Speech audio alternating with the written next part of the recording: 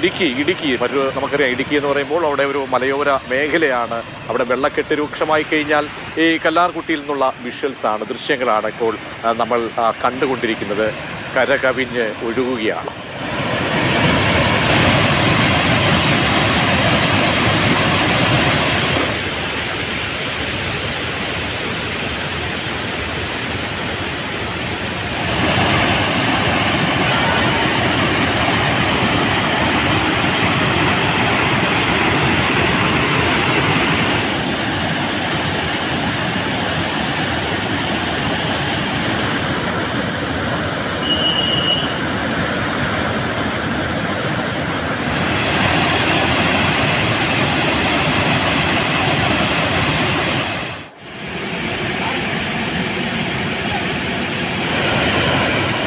ജെയിൻ രാജുവിലേക്ക് പോകാം.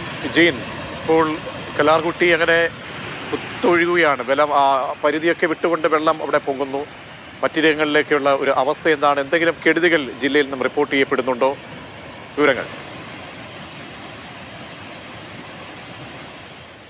പ്രജീഷ്, എല്ലാ ഡാമുകളും ചെറിയ ഡാമുകളൊക്കെ നിറഞ്ഞ അവസ്ഥയിലാണ്. കല്ലാർകുട്ടിയും നിറഞ്ഞു കഴിഞ്ഞിരിക്കുന്നു.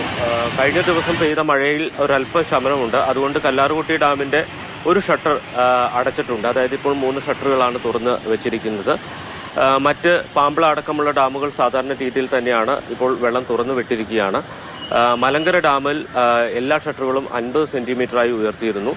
ചില സമയത്ത്, പ്രത്യേകിച്ച് രാത്രി കാലങ്ങളിൽ, മലങ്കര ഡാമിൽ നിന്ന് കൂടുതൽ വെള്ളം പുറത്തേക്ക് ഒഴുക്കുന്നുണ്ട്. ജലനിരപ്പ് നിയന്ത്രിക്കുന്നതിൻ്റെ ഭാഗമായിട്ടാണിത്. മഴ പെയ്ത് എത്തുന്ന വെള്ളം മാത്രമല്ല മലങ്കരയിലേക്ക് എത്തുന്നത്. ഇടുക്കി പദ്ധതിയിൽ നിന്ന് വൈദ്യുതി ഉൽപ്പാദിപ്പിച്ച ശേഷം എത്തുന്ന വെള്ളവും മലങ്കരയിലേക്കാണ് എത്തുന്നത്. ഉൽപ്പാദനം കൂടുമ്പോൾ സ്വാഭാവികമായും ഒഴുകിയെത്തുന്ന വെള്ളത്തിൻ്റെ അളവും കൂടുതലായിരിക്കും.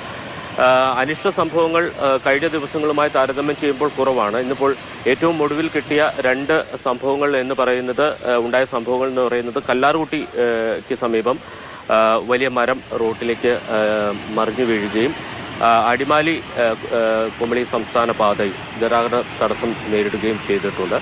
അത് പിന്നീട് ഫയർഫോഴ്സും നാട്ടുകാരും ചേർന്ന് ആ മരങ്ങൾ വെട്ടി നീക്കി ഗതാഗതം പുനഃസ്ഥാപിച്ചിട്ടുണ്ട്. പക്ഷേ ഏറെ നേരം അതുവഴിയുള്ള ഗതാഗതം തടസ്സപ്പെട്ടു.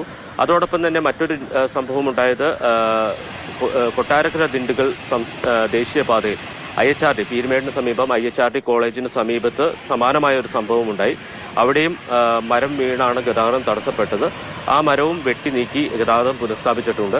ഇതൊരൊറ്റപ്പെട്ട സംഭവങ്ങളല്ല. കഴിഞ്ഞ ദിവസങ്ങളായി തുടർച്ചയായിട്ട് പ്രധാനപ്പെട്ട പാതകളിലെല്ലാം ഏതെങ്കിലും തരത്തിലുള്ള തടസ്സമുണ്ടാകുന്നുണ്ട്. മണ്ണിടിഞ്ഞോ അല്ലെങ്കിൽ മരം വീണോ ഉണ്ടാകുന്ന തടസ്സങ്ങളാണ് ഉണ്ടായിരിക്കുന്നത്. മറ്റൊരു സംഭവമുണ്ടായത്, നമുക്കറിയാം, കൊച്ചി ധനുഷ്കോടി ദേശീയപാതയുടെ ഭാഗമായിട്ടുള്ള ഗ്യാപ്പ് റോഡിൽ ഗതാഗതം 2 ദിവസം മുമ്പ് നിരോധിച്ചതാണ്. അതായത് മുഴുവൻ സമയവും ഗതാഗതം നിരോധിച്ചിരിക്കുകയാണ്. കാരണം ഏത് സമയത്തും അവിടെ വലിയ പാറക്കെട്ടുകൾ ഇടിഞ്ഞ് റോഡിലേക്ക് വീഴാൻ സാധ്യതയുണ്ട്. അതുകൊണ്ടാണ് അതുവഴിയുള്ള ഗതാഗതം പൂർണ്ണമായും നിരോധിച്ചിരിക്കുന്നത്. പക്ഷേ ഇന്ന് രാവിലെ ചിന്നക്കനാലിൽ പ്രവർത്തിക്കുന്ന വിലക്കിൽ പ്രവർത്തിക്കുന്ന ഒരു സ്വകാര്യ സ്കൂളിലെ വിദ്യാർത്ഥികളുമായി, പ്രത്യേകിച്ച് LKG മുതൽ തുടങ്ങുന്ന കുട്ടികളുമായി ഈ നിരോധനം മറികടന്ന് ഒരു ബസ് എത്തി. പിന്നീട് പോലീസ് ഈ ബസ് തടയുകയും ഈ സ്കൂൾ ബസിന്റെ ഡ്രൈവറെ താക്കീത് ചെയ്ത് വിട്ടയക്കുകയുമാണ് ചെയ്തിരിക്കുന്നത്. ഇതൊരു ഗുരുതരമായിട്ടുള്ള വീഴ്ചയാണ്. കാരണം ഒരു അപകട സാധ്യതയുണ്ട് എന്ന് പറഞ്ഞ് പൂർണ്ണമായും ഗതാഗതം നിരോധിച്ച ഒരു പാതയിലൂടെ ചെറിയ കുട്ടികളുമായി ഒരു സ്കൂൾ ബസ് പോവുക എന്ന് പറയുന്നത് ഗുരുതരമായിട്ടുള്ള നിയമലംഘനവും അനാസ്ഥയുമാണ് എന്ന് തന്നെ പറയേണ്ടി വരും. നമുക്കറിയാം, ഇന്ന് സർക്കാർ സ്കൂളുകൾക്ക് അവധിയൊന്നും പ്രഖ്യാപിച്ചിട്ടില്ല. സ്വാഭാവികമായി സ്കൂളുകളെല്ലാം തുറന്ന് പ്രവർത്തിക്കാൻ ബാധ്യസ്ഥരാണ്. പക്ഷേ ഇത്തരം മലയോര മേഖലയിൽ പ്രവർത്തിക്കുന്ന സ്കൂളുകൾ അവിടെ മറ്റ് സ്ഥലങ്ങളെക്കാൾ കൂടുതൽ അപകട സാധ്യതയുള്ളതാണ്. അപ്പോൾ ഗതാഗതമൊക്കെ നിരോധിച്ചിട്ടുള്ള പാതയിലൂടെ എങ്ങനെ കുട്ടികൾ സ്കൂളിലേക്ക് എത്തും എന്നതാണ് ജെയിൻ പറഞ്ഞത്. റിപ്പോർട്ട് ചെയ്യുന്നത് വളരെ ഗൗരവമേറിയ കാര്യങ്ങളാണ് പ്രേക്ഷകർ ശ്രദ്ധിക്കേണ്ടത്. കാരണം നമുക്കിനി മൂന്നാറിന്റെ ഭംഗിയൊക്കെ നല്ല ഭംഗിയാണ് അവിടെ പോയി കഴിഞ്ഞാൽ. ഒക്കെ ആസ്വദിക്കാം, പിന്നീട് ആസ്വദിക്കാം. കാരണം പോയി നമ്മളൊരു ദുരന്തം വരുത്തി വെക്കരുത്. പോയി കഴിഞ്ഞാൽ, കാരണം ഒരുപാട് സേനാ വിഭാഗങ്ങൾക്ക് ഒരുപാട് ജോലിയുള്ള സമയമാണ്. അവരെയൊക്കെ നമ്മൾ ബുദ്ധിമുട്ടിക്കരുത്. അങ്ങനെ ആരെങ്കിലും സ്കൂളുകളൊക്കെ തന്നെ ഈ ടൂർ പോകുന്നവരൊക്കെ ഉണ്ടെങ്കിൽ അത് നിർത്തിവെച്ച് നമുക്ക് പിന്നീട് പോകാം. അങ്ങനെയുള്ള ഒരു തീരുമാനം കൈക്കൊള്ളണം. ഒരിക്കലും ആ മേഖലയിലേക്ക് പോകാതിരിക്കുക.